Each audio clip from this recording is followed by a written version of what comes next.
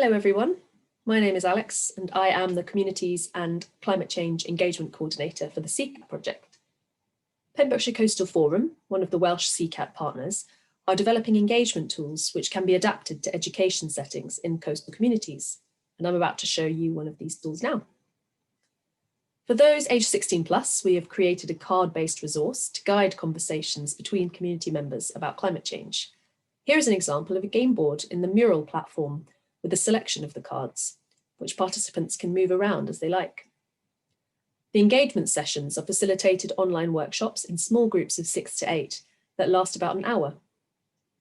Participants join a call using video conferencing software such as Zoom and simultaneously log in to the Mural board. The group discussions initially select the most relevant changes that the community have seen, and the data on these cards have been taken from IPCC reports and long-ranging Met Office climate predictions.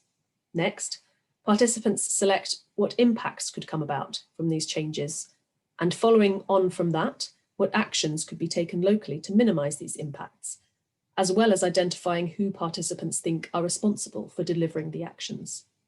The actions cards are made up of actions that have been recommended in recent climate change adaptation plans from the Welsh Government and Fingal County Council, who are another CCAT partner. The outputs from the workshops will be transferred into reports for the community groups and local decision makers to encourage the development of action plans, incorporating those that the community feel are important. We are aiming to do targeted workshops with selected coastal communities in 2021, along with creating a gamified version of the cards for younger children and a version to use in schools. So I'm just going to take you through a sample of what would happen in the workshop now. So initially we'd start off with people identifying what climate changes they think are the most pressing or important in their community. And here you can see we've got winds, wildfires, storms, and snow cover. So the community might feel that snow cover is not a significant change for them. So they might get rid of that card and they can discard it on the right there. Then they would go on to look at impacts. So here I've got vehicles, transport, telecoms, and waste. And they might look at these changes and think, actually, we don't think waste is that relevant as an impact in our community. So they'll discard that on the right-hand side.